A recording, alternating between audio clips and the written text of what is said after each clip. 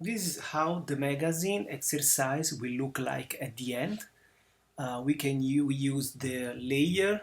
We have one for the image, one for the text. Then we use the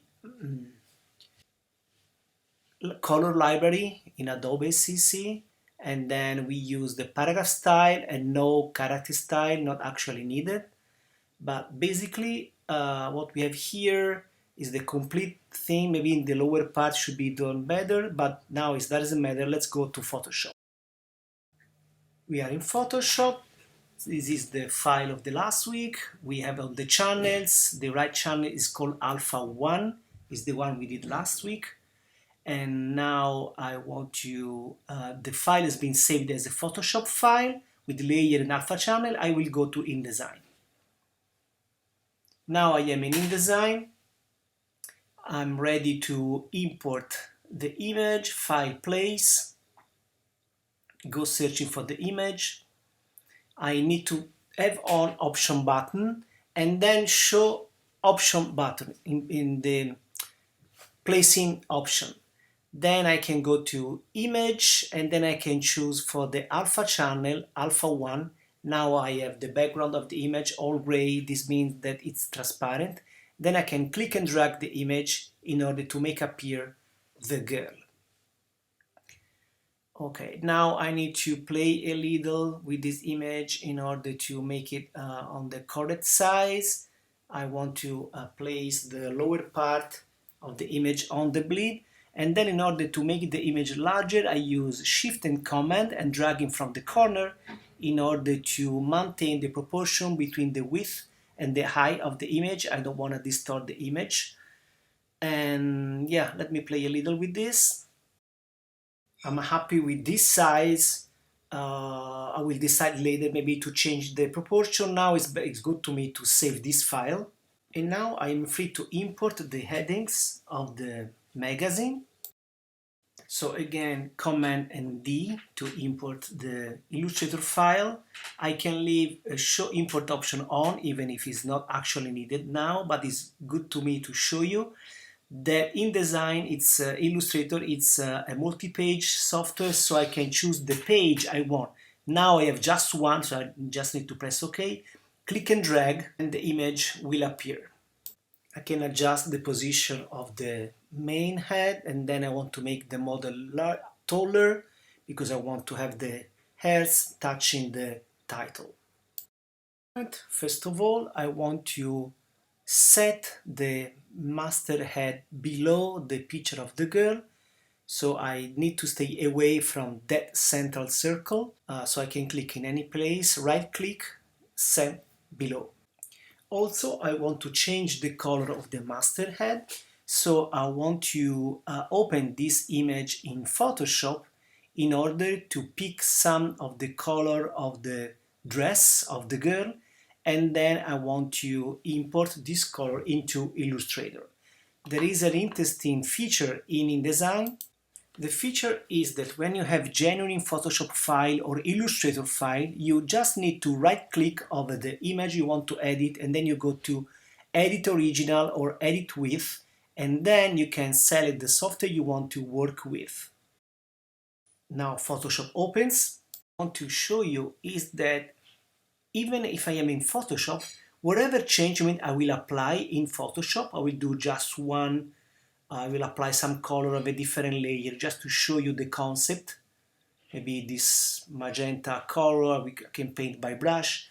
And then if I save the file in Photoshop, automatically the software, the file gets updated in InDesign. So you can see the color that happens according with the change I've done. Of course, I don't like this, so I want to remove this layer.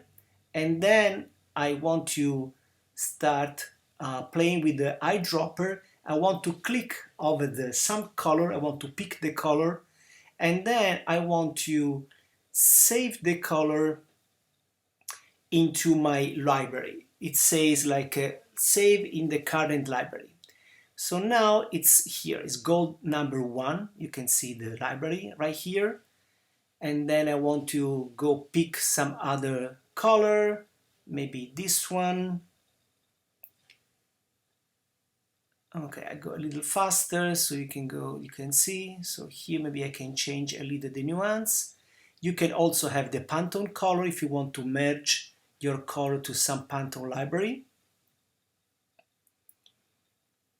And then you can add to the library. I want to open those color later in the InDesign library.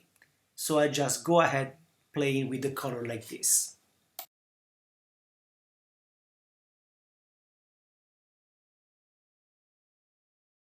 Video in order to see the repetition of this command. And now finally I have the last color is gold number 5. I'm happy with this. It's okay. Add to the library. I have all this color here. So the thing now I can do also, in the old time you were used to copy those values, cyan, magenta, yellow and black, so you can write on a piece of paper and then you can create the color in Illustrator. But now I need just to save all those color into the library I want to play with, and now I can open up this library into Illustrator. Closing Photoshop, now I'm back in InDesign. You can see I have a CC library with all the color I got from Photoshop.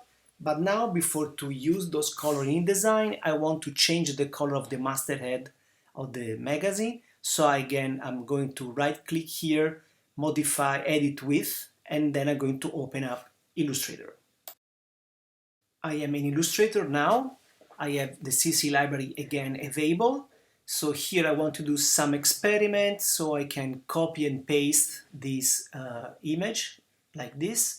But also another technique I like to use is to hold down the Alt key on the keyboard and click and drag the object in order to duplicate. So I can duplicate 1, duplicate 2, and then I can play with the color. Okay, so now I can start applying the color over the different copies of the text.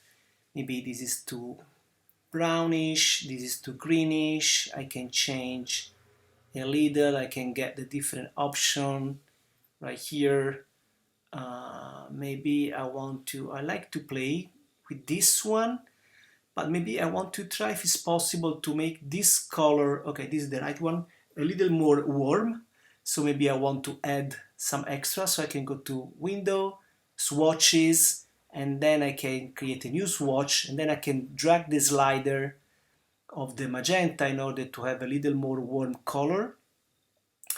Let's say something like this. Also the add to the library is it's on. This is gold number 6.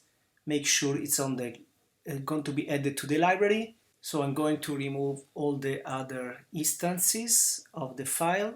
And now I just need to save this file as Illustrator with the right color, and then I will find this image updated in InDesign.